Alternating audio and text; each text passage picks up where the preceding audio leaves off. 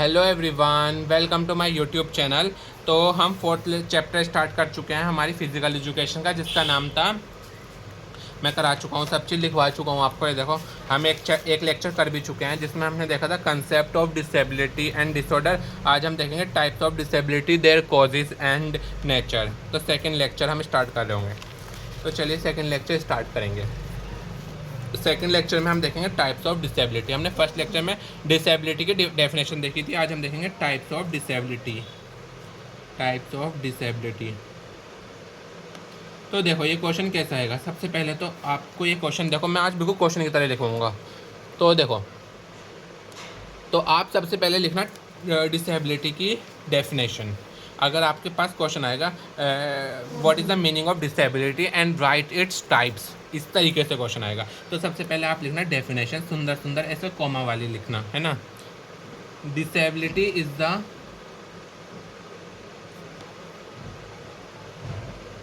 disability is the reduction of functional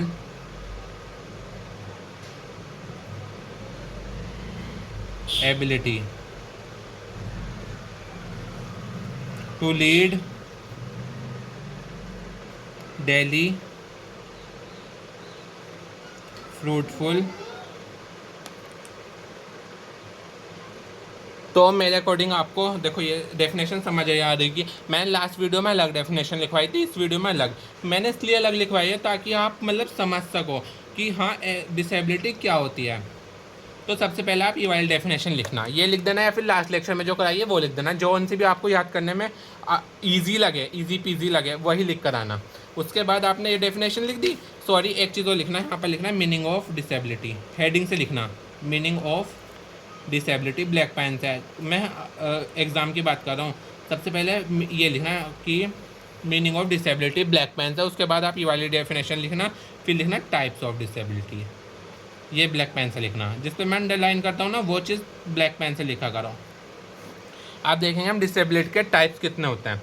तो हमारी disability जो होती है वो 3 तरह की होती है। इस तरीके से आप फ्लो चार्ट भी बनाकर आओगे ना, तो भी आपको फुल मार्क्स मिल रहे होंगे। तो 3 तरह की डिसेबिलिटी कौन सी होती है?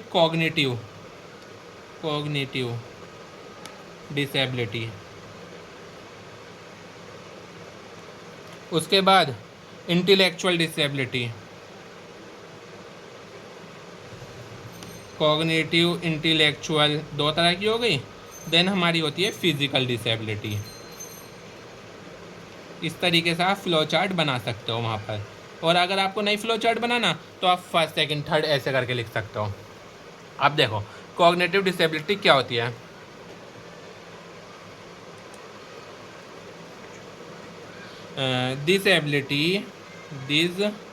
disability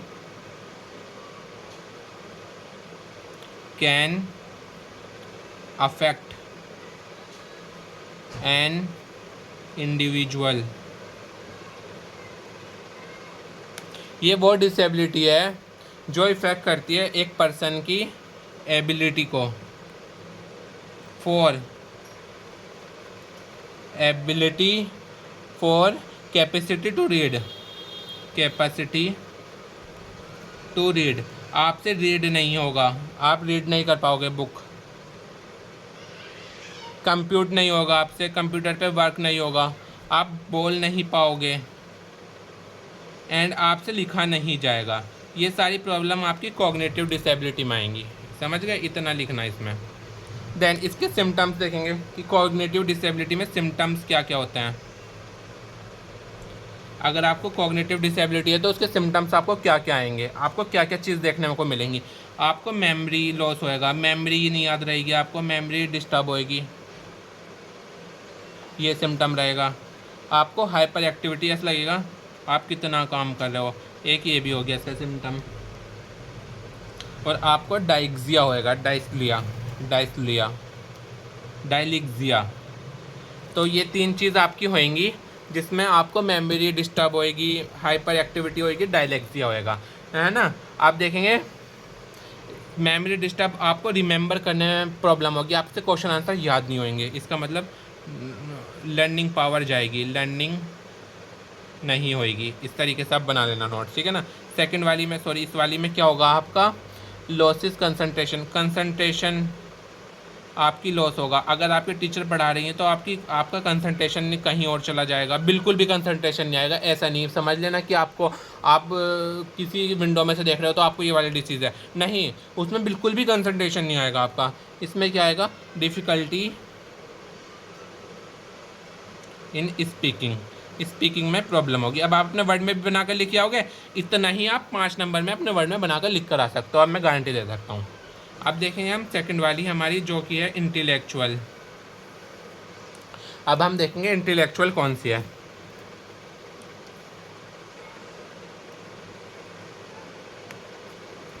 इसमें आपकी रीजनिंग, लर्निंग पावर,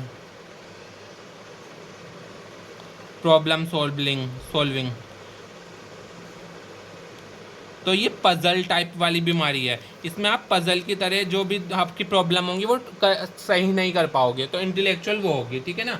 अब इंटेलेक्चुअल भी समझ आ गई। अब देखेंगे हम फिजिकल। फिजिकल में क्या होगा, डिसेबिलिटी ऑन फिजिकल बिहेवियर, आपकी फिजिकल बिहेवियर में प्रॉब्लम होगी, लाइक मोबिलिटी, आपसे चलने में प्रॉब्लम होगी, डेक्सटेरिटी, स्टेमिना लॉस होएगा आपका, ये सब चीज़ें होएंगी। और आपको ये बीमारी भी हो सकती है, रेस्पिरेटरी डिसऑर्डर हो सकता है, ब्लाइंडनेस हो सकते हो, आप अंधे हो सकते हो, ये सब चीज़ हमारी फिजिकल उसमें आएगा। स्लीप डिसऑर्डर हो सकता है, आपको नींद नहीं आएगी, ये सब फिजिकल डिसेबिलिटी में आता है। तो ये हो गए आपकी टाइप्स ऑफ डिसेबिलिटी। अब एक चीज़ और पूछ सकता है वो, इन डिसेबिलिटी के कॉज क्या होते हैं, तो कॉजेज़ भी मैं करा सकता हूँ। आप देखो इनके कॉज क्या हो सकते हैं, ये डिसेबिलिटी उत्पन्न कैसे हो सकती हैं आपकी बॉडी में, ये डिसेबिलिटी होती क्यों है, कैसे होती हैं।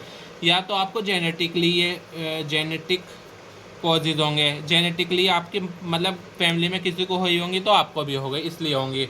या आपको पॉवर्टी की वजह से भी हो सकती है, खाना पीना सही से नहीं मिल रहा आपको।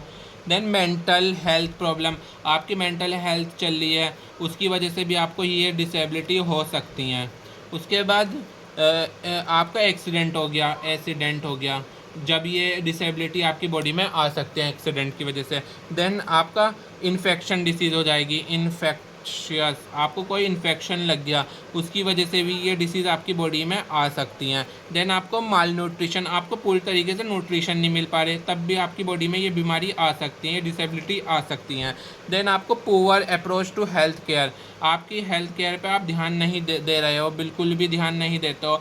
आप पड़े हो एक कमरे में तो पड़े हो, बिल्कुल भी एक्सरसाइज नहीं करते हो, खाना पीना अच्छा नहीं है, ये सब आप बाहर का खा रहे हो, जंक फूड, जब आपके बॉडी में डिसेबिलिटी आ सकती हैं। या डिस्टर्बेंस इन एंडोक्राइन, आपके एंडोक्राइन ग्लैंड में डिस्टर्बेंस आ गया तो आपको डॉक्टर के पास जाना चाहिए। उसकी अगर आपने ज़्यादा लॉन्ग टाइम तक आपके एंडोक्राइन ग्लैंड में प्रॉब्लम है तो आपको ये डिसेबिलिटी उत्पन्न कर सकता है आपकी बॉडी में। ये सब कॉजेज़ हो गए। ये लेक्चर यहीं पे ख़त्म होता है। Thank you for watching my videos. इसी तरीके की अमेजिंग वीडियो के लिए जल्दी से सब्सक्राइब कर लो और जल्दी से मेरी वीडियो को लाइक शेयर अपने दोस्तों तक पहुँचाओ ताकि सबको पता चले कि हाँ, आपके ऐसे सर भी हैं जो अच्छे से पढ़ाते हैं। सभी अच्छे से पढ़ाते हैं, लेकिन मुझे इतना विश्वास है ऐसे नोट्स आपको कहीं नहीं मिलेंगे। ठीक है, बाय बाय।